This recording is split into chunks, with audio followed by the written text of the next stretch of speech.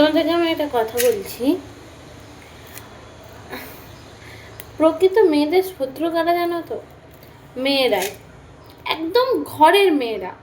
যেমন আমাদের একদম কাছে বলো ঠাকুমা, দিদিমা বা কাকিমা, জেঠিমা, এমনকি অনেক ক্ষেত্রে মাও অনেক কিছু মেয়েদের শত্রু হয়ে দাঁড়ায়। মানে প্রপারলি বলতে গেলে মেয়েদের ফ্রিডম কোথাও নেই, কোথাও নেই। না ঘরে আছে না বাইরে আছে, বাইরে তো নেই, ছেড়েই দাও।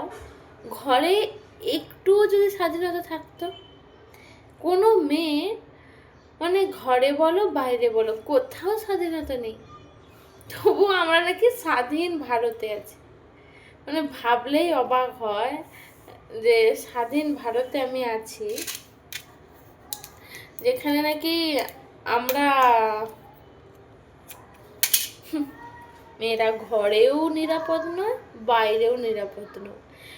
এমনকি সব থেকে মানে তাকে চারপাশ থেকে ঘেরে তাকে কটু কথা বলে কারা জানো তো? সবার আগে নিজের পরিবাররা, বিশেষ করে ঠাকুমা থেকে বসে কাকিমা জেঠিমারা, তাদের প্রতিক্রিয়া এতটা খারাপ হয় যে আমি আমি নিজের লাইফে বলি, তাদের প্রতিক্রিয়া এত খারাপ হয়, একটা মেয়েকে মরে যেতেও সুইসাইড করতেই তারা বাধ্য করে।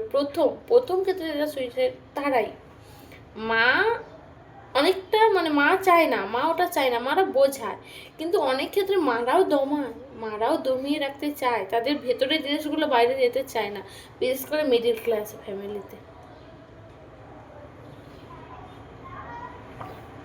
তোমাদের কি বক্তব্য? অ্যান্সার দাও তো।